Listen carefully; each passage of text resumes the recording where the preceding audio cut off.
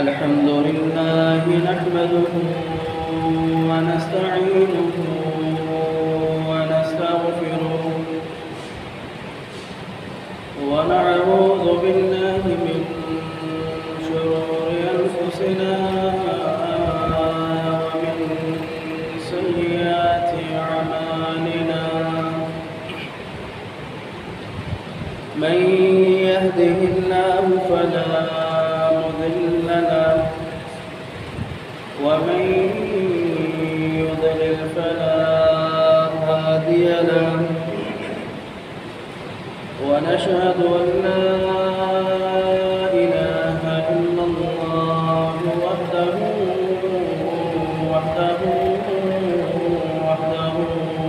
لا شريك له وأشهد أن محمدًا عبده ورسوله اللهم صل على محمد وعلى آل محمد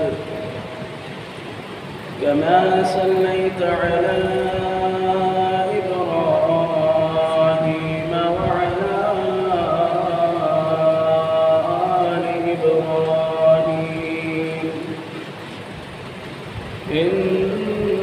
إنك حميد مجيد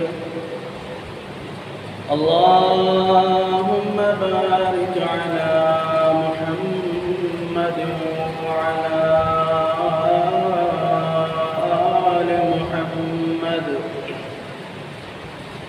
كما باركت على إبراهيم وعلى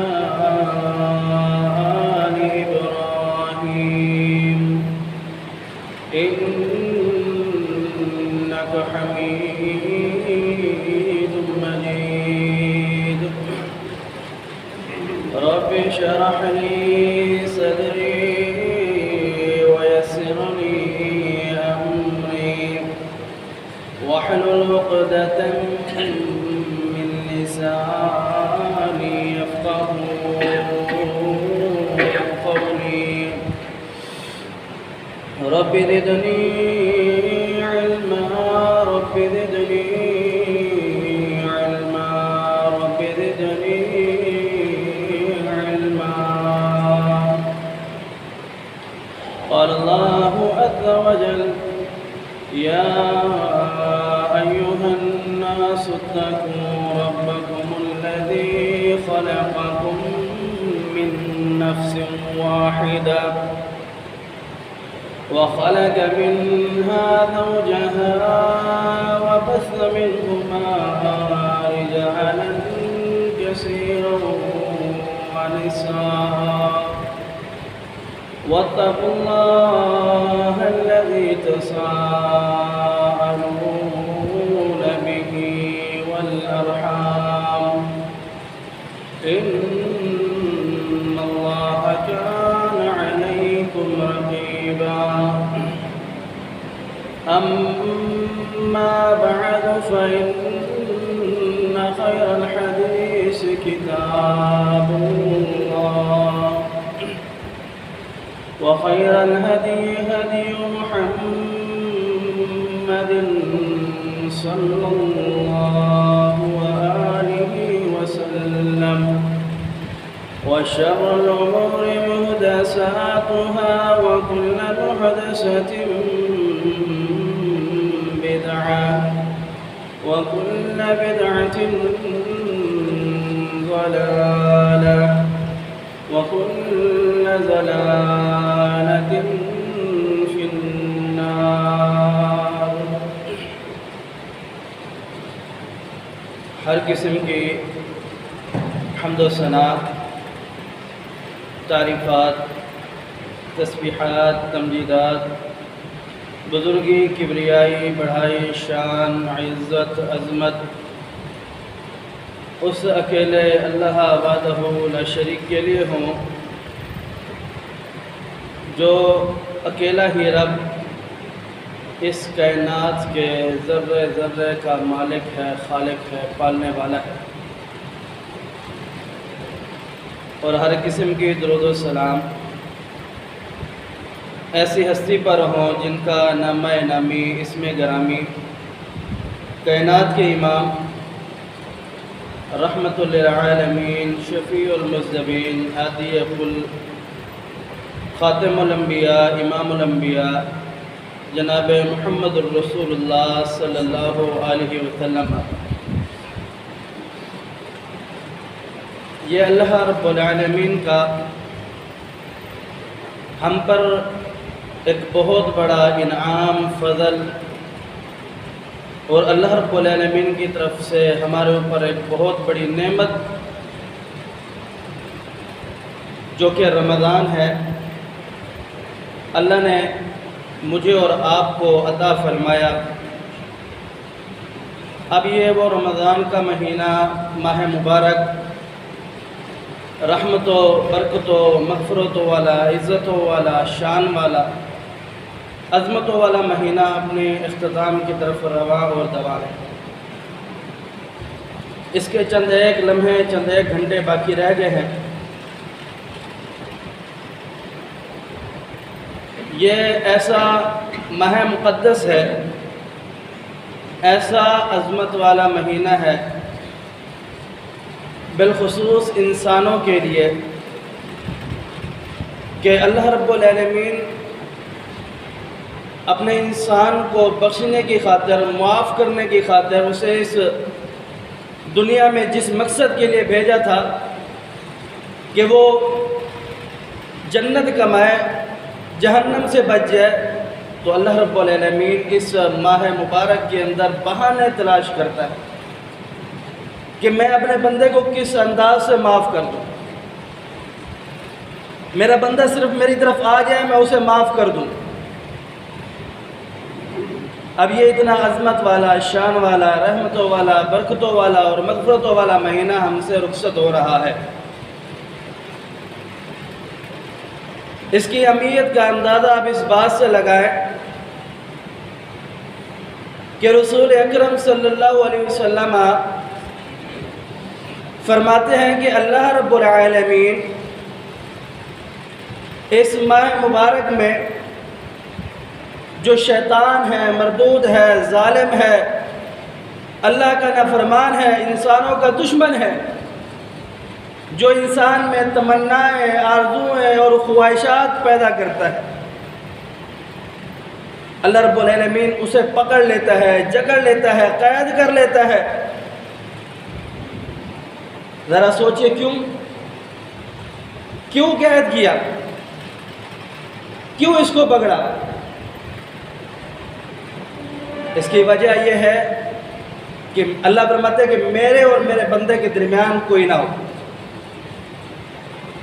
میرا بندہ نیکی کرے، مجھ سے بخشش کی دعا کرے، مجھ سے مغفرت مانگے، اور میں اسے جلدی سے دے دوں۔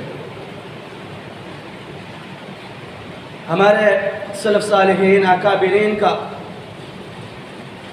اس رمضان المبارک کے بارے میں کیا طرز عمل تھا، کیا زندگی گزارنے کا ان کا بہترین طریقہ تھا کہ 6 ماہ وہ اللہ رب العالمین سے اس بات کی دعا کیا کرتے تھے کہ اللہ، یہ رمضان المبارک اتنا عظمتوں والا یہ مہینہ ہمیں ہماری زندگیوں میں ایک بار پھر نصیب فرما دے۔ 6 ماہ تک اللہ رب العالمین سے یہ دعا کیا کرتے تھے، اور باقی کے بچے جو 5 ماہ ہے اس میں اللہ رب العالمین سے یہ دعا کیا کرتے تھے کہ اللہ، اس ماہ مبارک میں جو ہم سے چھوٹی موٹی نیکیاں ہوئی ہیں، جو تجھے راضی کرنے کی کوشش کی ہے، یا اللہ انہیں تو اپنی بارگاہ عالیہ میں قبول منظور فرما لے۔ اس کی وجہ دیکھیے جناب طلحہ بن عبید اللہ رضی اللہ تعالی عنہ بیان فرماتے ہیں کہ میں نے دیکھا رسول اللہ صلی اللہ علیہ وسلم کے پاس دو اشخاص آتے ہیں، دونوں نے بیک وقت ایک لمحے ایک ہی گھڑی کے اندر رسول اللہ صلی اللہ علیہ وسلم کے ہاتھ مبارک پر بیعت کی اور اسلام لے آئے۔ ان دونوں میں ایک جو تھا وہ بنسبت دوسرے کی زیادہ نیک تھا، اور وہ جب اس دنیا سے گیا تو اسے ایسی بہترین، ایسی عظمت والی اور ایسی شان والی موت آئی کہ جس کے بارے میں پیارے پیغمبر جناب محمد رسول اللہ صلی اللہ علیہ وسلم اللہ سے یہ تمنا کرتے ہیں کہ اللہ مجھے تو زندگی دے، میں تیرے کلمے کی خاطر، تیرے دین کی بلندی کی خاطر، تیرے نام کی سربلندی کی خاطر لڑتا رہوں اور لڑتا رہوں یہاں تک کہ میں اس دنیا سے رخصت ہو جاؤں، شہید ہو جاؤں اور تیری راہ میں کاٹ دیا جاؤں۔ ربا تو پھر زندگی دے، پھر میں لڑوں اور کفار کا مقابلہ کرتے ہوئے تیرے دین کو غالب کرنے کی خاطر پھر میں شہید کر دیا جاؤں، اور پھر ربا تو زندگی دے۔ آپ نے 3 مرتبہ اس شہادت کی موت کی تمنا کی ہے، فرمایا ثم اقتل ثم احیا ثم اقتل ثم احیا ثم اقتل ثم احیا، 3 مرتبہ آپ نے تمنا کی۔ فرمایا کہ جب بندہ اللہ کی راہ میں شہید ہوتا ہے تو اس کا خون کا قطرہ زمین پر بعد میں گرتا ہے، اللہ اس کے گناہ معاف فرما دیتا ہے۔ یہ اتنا عظیم عمل، اور یہ صحابی شہید ہو رہا ہے اور دوسرا کوئی زیادہ نیک نہیں ہے، فرض پورے ہیں۔ صحابی فرماتے ہیں کہ میں نے دیکھا جو شہید بھی نہیں ہوا، دونوں فوت ہو، ایک شہید ہو گیا۔ جو شہید نہیں ہوا، جو زیادہ نیک نہیں تھا، میں نے خواب میں دیکھا کہ وہ جنت میں پہلے جا رہا ہے۔ میں نے بڑا تعجب کا اظہار کیا کہ یہ کیسا ہو سکتا ہے۔ یہ قاعدہ قانون اور کلیہ تو یہ ہے کہ جو زیادہ کام کرے گا اسے زیادہ اجر ملا جائے گا، جو زیادہ نیکیاں کرے گا اسے زیادہ اجر دیا جائے گا، جو زیادہ محنت کرے گا اس کو اس کی محنت کا بدلہ زیادہ دیا جائے گا۔ لیکن یہ کیسا نظام ہے کہ جو کم نیک ہے وہ پہلے جنت میں جا رہا ہے، جو زیادہ نیک ہے وہ بعد میں جنت میں جا رہا ہے۔ صحابہ کرام کو بتلایا، صحابہ کرام بھی تعجب کا اظہار کرنے لگے، یہاں تک کہ رسول اللہ صلی اللہ علیہ وسلم تک یہ بات پہنچی تو آپ علیہ السلام نے فرمایا أليس قد مكث هذا بعده سنة فأدرك رمضان فصامه صلى كذا وكذا سجدة في السنة فلما بينهما عباد مما بين السماء والأرض۔ کیا یہ جو فوت دونوں ہوئے ان میں سے جو شہید ہوا وہ 1 سال پہلے فوت ہوا؟ تو رسول اللہ صلی اللہ علیہ وسلم نے فرمایا اس کے اندر تعجب کرنے والی کیا بات ہے؟ کیا یہ اس کے بعد 1 سال تک زندہ نہیں رہا؟ کیا اس نے اس 1 سال کے اندر رمضان کو نہیں پایا؟ کیا اس نے اس 1 سال کے اندر نمازیں نہیں پڑھی؟ آپ یہ سمجھ رہے ہو کہ وہ پہلے جنت میں کیوں جا رہا ہے؟ پیارے آقا نے فرمایا کہ اس کے اور اس کے عمل کے درمیان اتنا فاصلہ ہے کہ جتنا زمین اور آسمان کے درمیان فاصلہ ہے۔ یہاں بیان کرنا مقصود یہ ہے کہ رمضان المبارک یہ اللہ رب العالمین کی نعمت، یہ اللہ رب العالمین کا جو فضل انسانوں پر ہے، اس کی بڑی اہمیت ہے اللہ کے۔ اور اس حدیث کے اندر دو چیزوں کا ذکر کیا،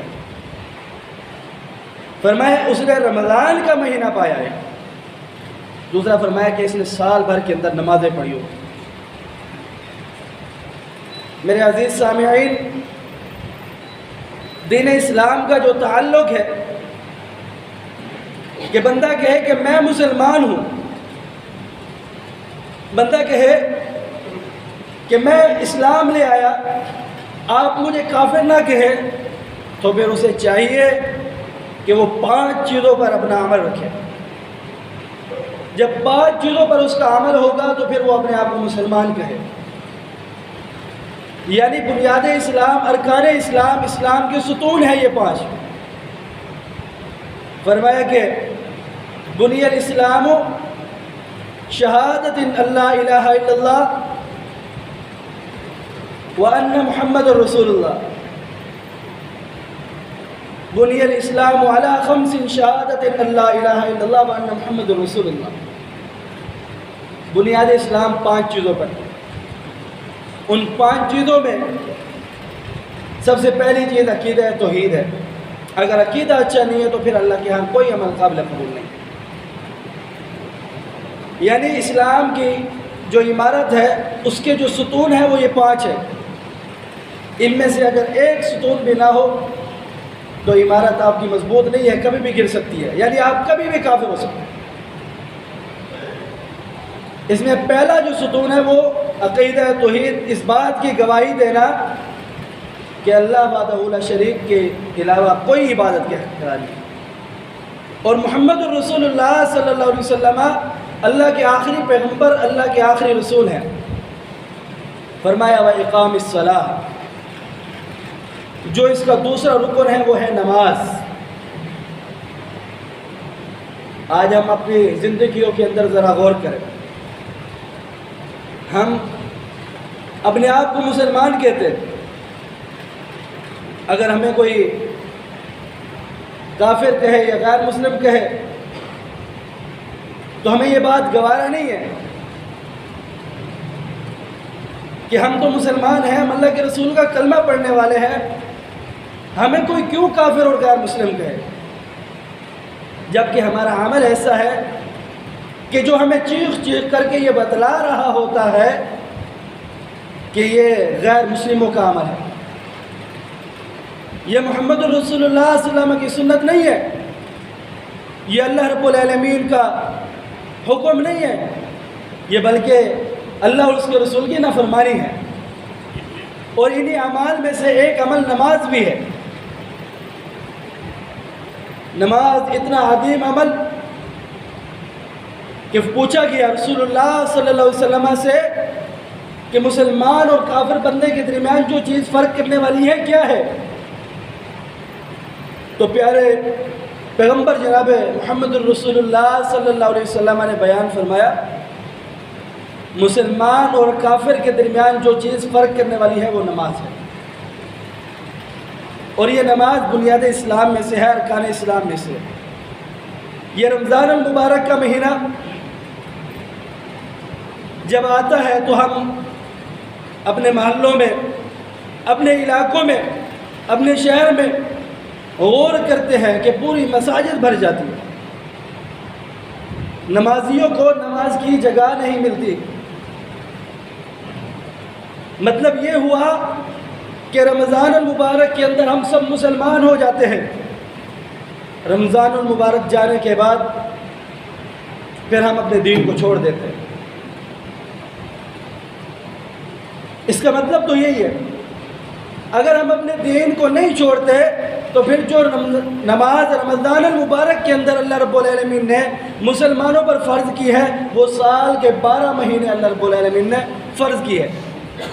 اور فرمایا جو شخص نماز نہیں پڑھتا اس کا اسلام سے کوئی تعلق نہیں، مسلمان بندے اور کافر بندے کے درمیان جو چیز فرق کرنے والی ہے وہ نماز ہے۔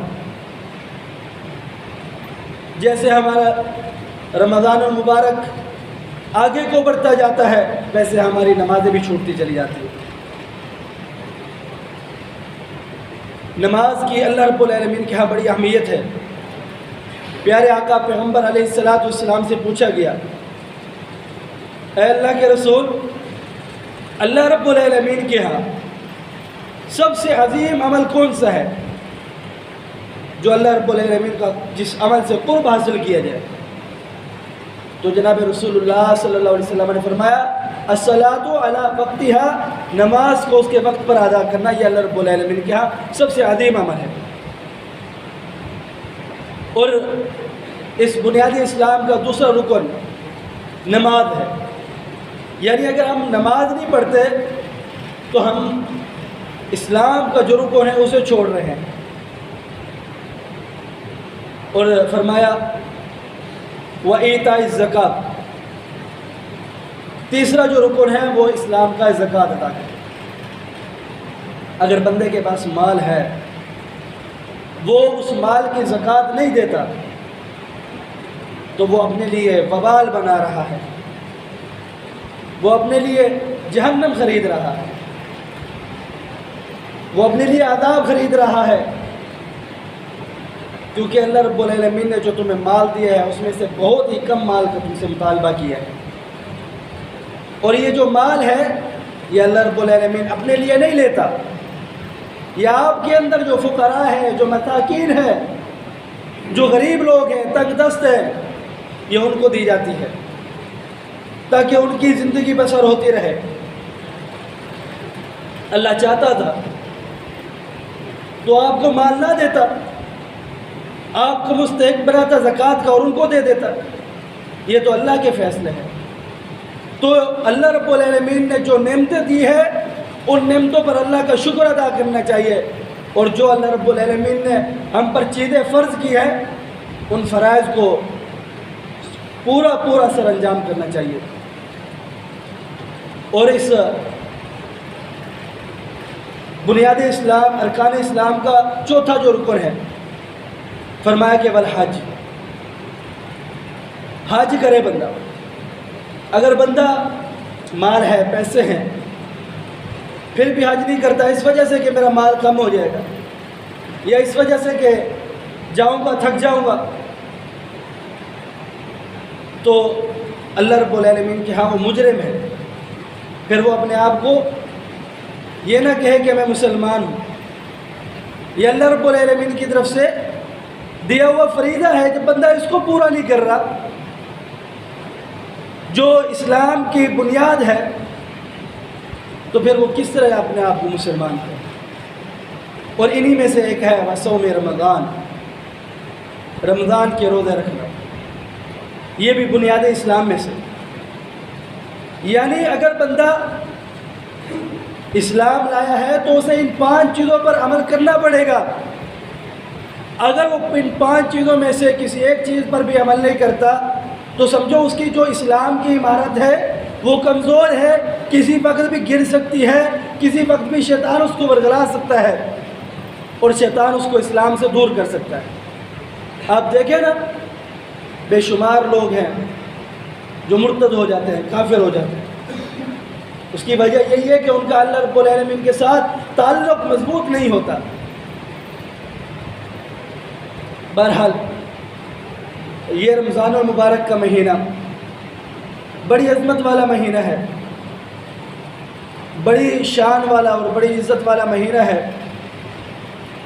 اس ماہ مبارک میں انسان جتنا اپنے رب کو راضی کر لے، جتنا اپنے رب کو منا لے، جتنا اپنے رب سے گفتگو کر لے، اس سے بخشش کرا لے، یہ اس کے لیے بہتر ہے۔ یہ پورا مہینہ جس کا ایک ایک لمحہ، جس کا ایک ایک سیکنڈ بڑا قیمتی ہے، بڑا عظمت والا ہے۔ جناب جابر رضی اللہ تعالیٰ عنہ بیان فرماتے ہیں کہ رسول اللہ صلی اللہ علیہ وسلم نے بیان فرمایا، ہر روز افطار کے وقت اللہ رب العالمین بہت سارے مسلمانوں کو جہنم سے نجات عطا کرتا ہے۔ اور جناب ابو سعید خدری رضی اللہ تعالیٰ عنہ بیان فرماتے ہیں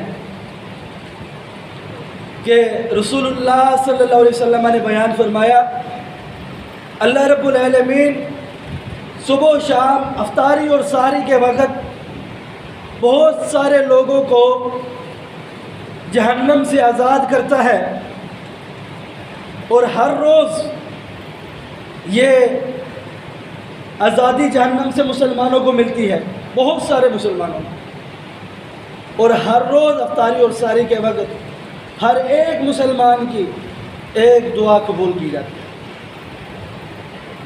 تو اس سے معلوم یہ ہوا کہ اس رمضان المبارک کے مہینے میں اللہ رب العالمین سے ہمیں بھرپور دعائیں کرنی چاہیے، اللہ رب العالمین سے مغفرت مانگنی چاہیے۔ یہ اتنا عظیم مہینہ اگر اس کے اندر بندہ بخشش نہ کرا سکا تو رسول اللہ صلی اللہ علیہ وسلم فرماتے ہیں، من حرم خیرہا فقد حرم، جو اس رمضان المبارک کی رحمتوں سے برکتوں سے فائدہ نہ اٹھا سکا وہی دراصل محروم ہے۔ اور اس رمضان المبارک کے اندر ایک ایسی گھڑی ہے، ایک ایسی رات ہے جس کے متعلق اللہ رب العالمین فرماتا ہے، اِنَّا أَنزَلْنَاهُ فِي لَيْلَةِ الْقَدْرِ وَمَا أَدْرَاكَ مَا لَيْلَةُ الْقَدْرِ لَيْلَةُ الْقَدْرِ خَيْرٌ مِّنْ أَلْفِ شَهْرٍ، ایک ایسی گھڑی ہے کہ جو اگر انسان پالے اس گھڑی کو تو وہ گھڑی 1000 مہینوں سے بہتر ہے۔ اِنَّا أَنزَلْنَاهُ فِي لَيْلَةِ الْقَدْرِ وَمَا أَدْرَاكَ مَا لَيْلَةُ الْقَدْرِ، تمہیں کیا معلوم لیلۃ القدر کیا ہے؟ فرمایا کہ یہ 1000 مہینوں سے افضل رات ہے، 1000 مہینوں سے افضل گھڑی ہے، یعنی اس کے اندر بندہ اللہ رب العالمین سے عبادت کرے۔ اور یہ رسول اللہ صلی اللہ علیہ وسلم آئے، صحابہ کرام کو بتلانے لگے، اور کسی سبب آپ علیہ السلام اسے بھول گئے، اور اللہ رب العالمین نے اس کا علم اپنے پاس اٹھا لیا۔ اب پھر رسول اللہ صلی اللہ علیہ وسلم بیان فرماتے ہیں کہ ان طاق راتوں کے اندر جو رمضان المبارک کا آخری عشر ہے ان کے اندر تلاش کیا جائے، یعنی 21، 23، 25، 27 اور 29، جس میں سے 4 گزر چکی ہیں، باقی 1 رہ گئی ہے۔ اور یہ چند لمحے، جو چند منٹ، جو چند گھڑی باقی رہ گئی ہے رمضان المبارک کی، تو اللہ رب العالمین سے ہمیں دعائیں کرنی چاہیے، اور اس گھڑی سے، اس لمحوں سے اللہ رب العالمین کا فائدہ اٹھانا چاہیے۔ یہی وجہ ہے کہ رسول اللہ صلی اللہ علیہ وسلم نے فرمایا کہ من حرم خیرہا فقد حرم، جو شخص اس رمضان المبارک کی اس گھڑی کو، اس رات کو نہ پا سکے، اس سے محروم ہو گیا، وہی دراصل اصل محروم ہے۔ اور اس رمضان المبارک کے اندر اللہ رب العالمین نے قرآن پاک کو بھی نازل فرمایا، اور اس رمضان اور قرآن کا بھی ایک گہرا تعلق ہے۔ ہم دیکھتے ہیں اور پڑھتے بھی ہیں کہ تراویح ہو رہی ہے، قرآن کے ختم ہو رہے ہیں، بندہ گھر میں ہے، قرآن کی تلاوت کر رہا ہے، قرآن کو ترجمے سے پڑھ رہا ہے، اور قرآن کو سیکھ رہا ہے، سکھا رہا ہے۔ فرمایا کہ اللہ رب العالمین نے شہر رمضان الذی انزل فیہ القرآن ھدی للناس وبینات من الھدی، اللہ رب العالمین نے یہ رمضان کے مہینے کے اندر ہی قرآن کو نازل فرمایا۔ وہ رمضان کا مہینہ ہی تھا جس کے اندر اللہ رب العالمین نے قرآن پاک کو نازل فرمایا۔ یعنی اس دلیل سے دونوں باتیں کی عظمت ثابت ہو رہی ہے، یعنی ایک تو رمضان عظمت والا مہینہ، اور دوسرا اس کے اندر نازل ہونے والا جو قرآن ہے، جو اللہ رب العالمین کی کتاب ہے، جو اللہ رب العالمین کی طرف سے نازل ہونے والی شریعت ہے، یہ بھی بہت عظمت والی ہے۔ اور ان دونوں پر، قرآن اور اللہ رب العالمین کا رمضان ہے، ان دونوں سے انسان کو فائدہ اٹھانا چاہیے۔ جو حکم اللہ رب العالمین نے دیے ہیں ان پر عمل کرنا چاہیے۔ اس رمضان کے اندر بندہ کم سے کم اللہ رب العالمین سے اپنی بخشش کرا لے، اللہ سمجھنے عمل کی توفیق دے۔ اقول قولی ھذا استغفر اللہ لی ولکم ولسائر المسلمین۔